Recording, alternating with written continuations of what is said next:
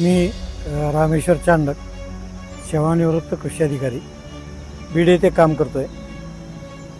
शेतीमध्ये गेल्या 3-4 वर्षामध्ये गोगलगाय, ज्याला स्नेल असं म्हणता येतं इंग्रजीमध्ये, त्याचा प्रादुर्भाव वरच्यावर वाढतो.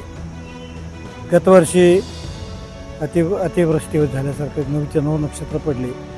आज 2 वर्षीसुद्धा असंच पाऊस पडला आणि हे पावसाचं प्रमाण वाढत गेलं की सोयाबीनसारखं पीक असेल, कापूससारखं पीक असेल, या पिकाच्या ज्या वाढीची अवस्था असते आणि त्यावेळेस या गोगलगायीचा प्रादुर्भाव सगळीकडे वाढत चालतो. गोगलगाय ओलसर जागा ज्या ठिकाणी जास्त असेल त्या ठिकाणी त्याचं प्रमाण वाढतं.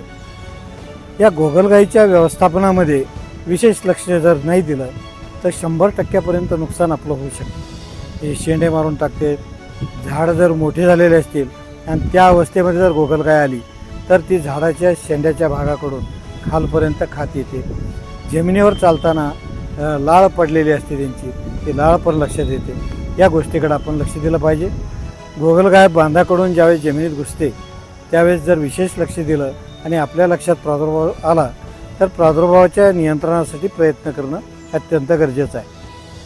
रासायनिकमध्ये स्नेल किल नावाचा जो घटक आहे तो स्नेल किल एकरी 2 किलो हा जमिनीवर टाकण्याच्या संदर्भात शिफारस आहे.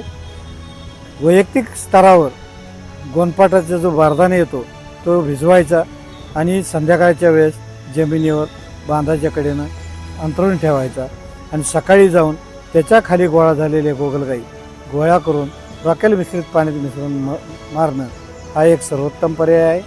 काही ठिकाणी कॉपर सल्फेटचा वापरसुद्धा गोगलगायी मारण्यासाठी करतात.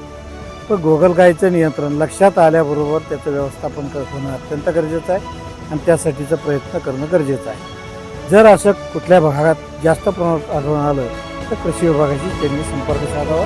मी या ठिकाणी